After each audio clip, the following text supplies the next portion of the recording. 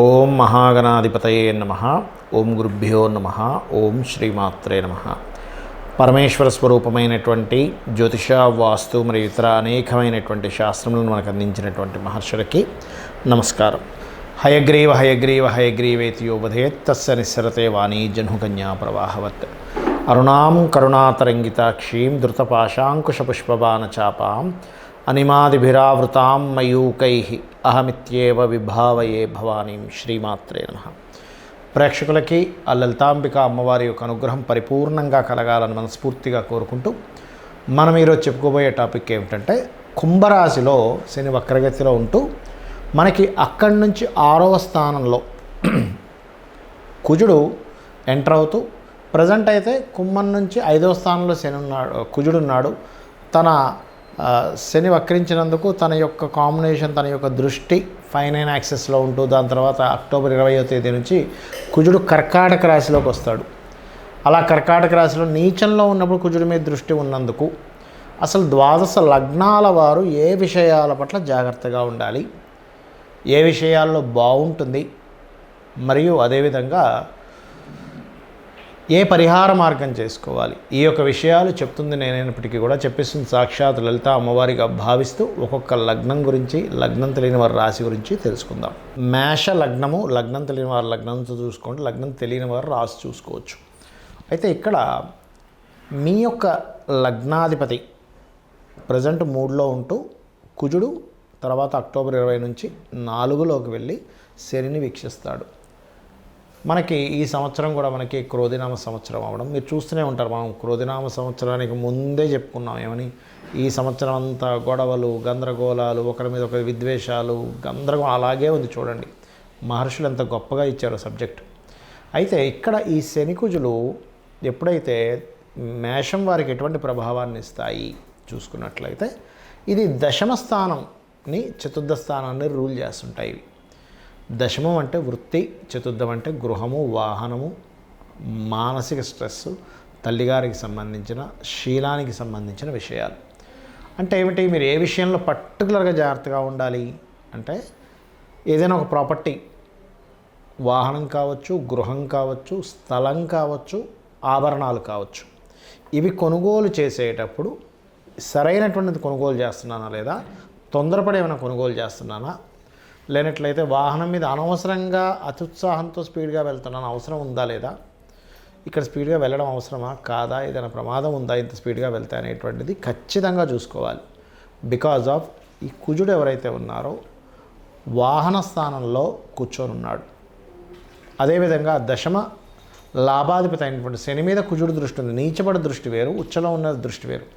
నీచపడినటువంటి దృష్టి ఏం చేస్తుందంటే, దశమంలో వక్రించుకుంటూ దశమం వైపు వెళ్తున్నటువంటి శని మీద పడుతుంది దృష్టిది. అంటే ఏమిటి, దశమ లాభాధిపతి, వృత్తి వ్యాపారాల కారకుడు శని అవుతాడు మనకి ఈ మకరం వారికి. అంటే మీరు తొందరపడి ఒక్కోసారి ఏదో అగ్రెసివ్గా తొందరపడి ఉద్యోగం మానేయడం, అగ్రెసివ్గా ఎవరో ఏదో వ్యాపారం చెప్తే మనం ముందు వెనక అసలు మనం చేయగలమా చేయలేమా, మార్కెట్ పరిస్థితి ఏమిటి అనేటువంటి తెలుసుకోకుండా అగ్రెసివ్గా వెళ్ళి ఒక వ్యాపారం ప్రారంభించడం చేస్తూ ఉంటారు. ఎందుకు అంటే ఈ 2 గ్రహాలు, ఒకటి గుర్తుపెట్టుకోండి, గ్రహాలు కానీ ఈ విశ్వం మొత్తం కూడా ఎనర్జీ గేమ్.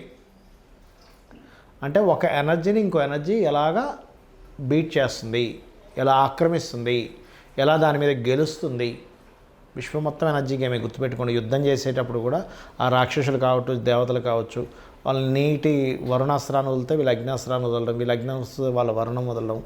మీకు బండాసురుడి యొక్క యుద్ధంలో కూడా రోగానికి సంబంధించిన అస్త్రం వదులుతాడు బండాసురుడు.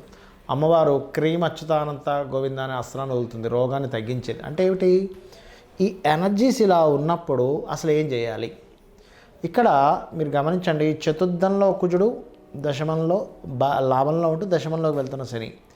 ఇది కంట్రోల్ అవ్వాలంటే ఇక్కడ ఆవేశము, బద్ధకము, వర్క్ రిలేటెడ్ కోప స్వభావం, ఈ ఎనర్జీ ఫామ్ అయింది. ఏ విషయాల్లో? చతుర్థ దశమాలు అంటే గృహము, వాహనము, తల్లిగారు, వృత్తి, వ్యాపారాలు. ఇక్కడ మీరు నిర్ణయం తీసుకునేటప్పుడు బుద్ధిని ప్రవేశపెట్టాలి. అంటే ఏమిటి, మీరు ఎంత విష్ణు సహస్రనామాలు చేస్తూ ఉంటే, ఎంత సూర్య ఆరాధన చేస్తూ ఉంటే అంత బాగుంటుంది. మరి ఈ కాంబినేషన్ ఉన్నప్పుడు ఏదో ఒక మంచి కూడా జరగాలి కదండి. అంటే ఈ సిచ్యువేషన్స్ మీకు ఫ్యూచర్లో మానసికంగాను శారీరకంగాను దృఢంగా ఉండేలా చేస్తాయి. అయితే మీరు గోవులకు కూడా క్యారెట్స్ బెల్లము తినిపించండి. నవగ్రహాల్లో కుజ శని గ్రహాల దగ్గర దీపారాధన చేయండి, అన్ని విధాలా బాగుంటుంది. ఈ శని కుజులు పరస్పర వీక్షణ ఇది ఒక 4-5 నెలలు ఉంటుంది. కాంబినేషన్ ఇవన్నీ మనం చెప్పుకున్నాం. అయితే ఈ కాంబినేషన్స్ ఉన్నప్పుడు ఎవరి మీద ఎక్కువ ప్రభావం చూపిస్తుంది, ఇది మోస్ట్ ఇంపార్టెంట్. ఎలా అంటే చూడండి, ఇప్పుడు మనకి చలికాలం వచ్చింది, అందరికీ జలుబేం చేయదు. కొంతమందికి ఏమో ఎక్కువ జలుబు చేస్తే, కొంతమంది నార్మల్గానే ఉంటారు. ఎందుకు? వాళ్ళల్లో ఆ శక్తి ఉంది, తట్టుకునే శక్తి కొంతమందికి ఉంది, కొంతమందికి తట్టుకునే శక్తి లేదు. ఇన్ఫెక్షన్స్ వచ్చినప్పుడు కొంతమందికి వస్తుంది, కొంతమందికి రాదు. అంటే అర్థం ఏమిటంటే వాళ్ళల్లో ఇన్బిల్ట్గా ఉన్నటువంటి శక్తి ఏదైతే ఉందో అది వాళ్ళని రూల్ చేస్తుంది. అది గుర్తుపెట్టుకోవాలి. అలాగే మరొక విషయం ఏంటంటే, మరి ఎవరి మీద ఎక్కువ ప్రభావం చూపిస్తుంది? మీ జన్మజాతకంలో కనుక శని కుజుల వీక్షణలు ఉన్నా, అంటే శని నుంచి కుజుడు అష్టమంలో ఉండడం, లేకపోతే శని నుంచి కుజుడు సప్తమంలో ఉండడం, చతుర్థంలో ఉండడం, దశమంలో ఉండడం, అంటే 4 and 10 యాక్సెస్ ఇట్లా ఉన్నాయి, లేదా కలిసి ఉన్నారు, అప్పుడు మీరు మరింత జాగ్రత్తగా ఉండాలి. అదీ కాకుండా ఆ కాంబినేషన్ ఉన్నటువంటి వారు పర్టికులర్గా మహాదశ కూడా నడుస్తుంది అనుకోండి, అంటే శని కుజులు కలిసి ఉన్నారు లేదా వీక్షణలో ఉన్నాయి, ఆ మహాదశ నడుస్తుంది. కుజ మహద్దశో శని మహద్దశో, లేకపోతే ఆ రెండూ కలిసి ఏ రాశుల్లో ఉందో ఆ రాశి దశ, అంటే ఉదాహరణకి బుధ రాశుల్లో ఉంది, బుధదశ వచ్చిన, కర్కాటకంలో చంద్రరాశిలో ఉంది, చంద్రదశ వచ్చిన, సింహరాశిలో ఉంది, రెండు కాంబినేషన్ కలిసి రవి యొక్క మహాదశ వచ్చిన, ఇట్లా ఆ రెండూ కలిసి ఏ రాశుల్లో ఉన్నాయో ఆ మహాదశ, లేదా రెండు విడివిడిగి రాశుల్లో ఉంటే ఆ అంతర్దశ మహాదశ, ఎందుకంటే అవి రూల్ చేస్తూ ఉంటాయి. కాబట్టి ఇది గుర్తుపెట్టుకోండి. మరి కొంతమందికి ఏమండి మాకు రాశి తెలియదు, నక్షత్రం తెలియదు, లగ్నం తెలియదు, మేము ఏం చేయాలని అడుగుతూ ఉంటారు. అలాంటి వారు చేయవలసింది ఏమిటి అంటే సింపుల్గా ఏమీ లేదు. ఇక్కడ మీకు దగ్గరలో గోశాల ఉన్నట్లయితే గోవు దగ్గరికి వెళ్ళి చక్కగా మీరు క్యారెట్లు బెల్లము తినిపించండి. మంత్రం ఏం చేసుకోవాలి? లలితా సహస్రనామాల్లో ఓం అనాకలిత సాదృశ్య చుబుకశ్రీ విరాజితాయై నమః, ఓం స్కందాయ నమః, లేదా ఓం హరిమర్కట మర్కటాయ నమః, ఈ రెండు కలిపి కూడా చేసుకోవచ్చు. ఓం అనాకలిత సాదృశ్య చుబుకశ్రీ విరాజితాయై నమః, ఓం హరిమర్కట మర్కటాయ నమః, ఈ రెండు సంపుటీకరణ చేసినట్టుగా కూడా చేసుకుంటే మీకు ఆ శని కుజులు ఎవరైతే ఉన్నారో ఆ ఎనర్జీ ఫార్మింగ్ చేసేటువంటిది. ఎలా అంటే ఇప్పుడు బాగా బయట చలేస్తుంది, కానీ కోట్ వేసుకున్నాం, స్వెటర్ వేసుకున్నాం, మనకు చలియదు. ఎందుకు? బయట చలి ఉంది కదండి, అంటే మీరు ఒక రక్షణ కవచాన్ని పెట్టుకున్నారు. అలాగే ఒక మంత్రం అనేటువంటిది ఏం చేస్తుందంటే ఆ ఎనర్జీని ఫామ్ అవ్వనివ్వకుండా చేస్తుంది. ఇది గుర్తుపెట్టుకోండి. అలాగే మరొక విషయం ఏంటంటే ఎప్పుడైనా ఈ శనికుజులు ఉన్నప్పుడు ఏమవుతుందంటే మనుషుల్లో అన్నిట్లో కూడా ఒక అగ్రెసివ్ నేచర్ని ఇస్తుంది. మనుషులు మాత్రమే కాదు, మీరు పెంచుకునేటువంటి పెంపుడు జంతువుల్లో, అది గుర్రాలు కావచ్చు, కుక్కలు కావచ్చు, పిల్లిలు కావచ్చు, ఏదైనా పెంపుడు జంతువులు చూస్తున్నాం అనుకోండి, అవి కొంచెం అగ్రెసివ్గా ప్రవర్తిస్తుంటాయి. అలాంటప్పుడు మనం చూడండి, కొన్నిసార్లు చూస్తుంటాం, ఓ పిల్లవాడు ఎవరో వెళ్తుంటే కుక్కలు ఏవో వెంటబడ్డా ఆయన, ఇట్లాంటివి. అంటే ఏమిటి?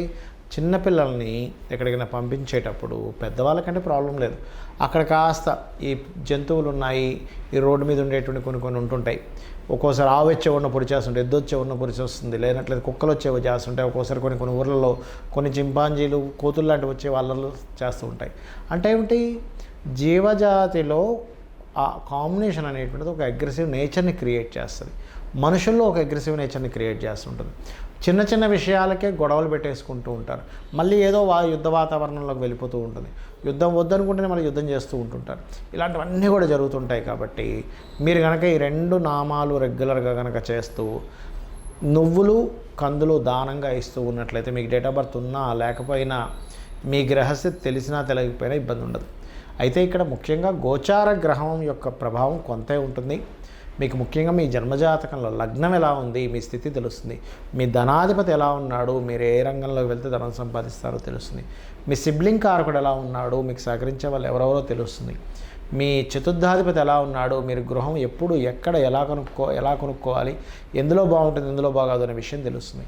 అదేవిధంగా మీ సంతానము, మీరు పూర్వజన్మలో చేసినటువంటి కర్మ, వివాహ జీవితము, ఆల్ ఆఫ్ సడన్గా ఎప్పుడు మార్పులు వస్తున్నాయి. ఏ ఉద్యోగంలో వెళ్తే మీరు సెటిల్ అవుతారు, ఏ వ్యాపారం చేస్తే బాగుంటుంది, మీకు ఇన్వెస్ట్మెంట్స్ ఎప్పుడు చేయాలి, విదేశాలకు వెళ్ళాలా వద్దా, ఎక్కడ టర్నింగ్ పాయింట్ ఉంది, ఎక్కడ మీరు లక్కీ నెంబర్స్ని ఎలా ఎంచుకోవాలి, ఇవన్నీ కూడా మీ జన్మజాతకంలో ఉంటాయి. అంటే మీ జన్మజాతకం 90% టు 80-90% రూల్ చేస్తే ఒక 10-20% గోచారం రూల్ చేస్తూ ఉంటుంది. అంటే గోచారంలో ఈ కండిషన్ ఉంది కాబట్టి మీ జన్మజాతకంలో కూడా ఆ కండిషన్ సంబంధించి నడుస్తున్నప్పుడు మీరు జాగ్రత్త చూసుకోవాలి. అలా చూసుకున్నట్లయితే మీకు ఇబ్బంది కలగకుండా ఉంటుంది, అన్ని విధాలా బాగుంటారు. ఆ అమ్మవారి అనుగ్రహం మీకు బాగుండాలని మనస్ఫూర్తిగా కోరుకుంటూ శ్రీమాత్రే నమః.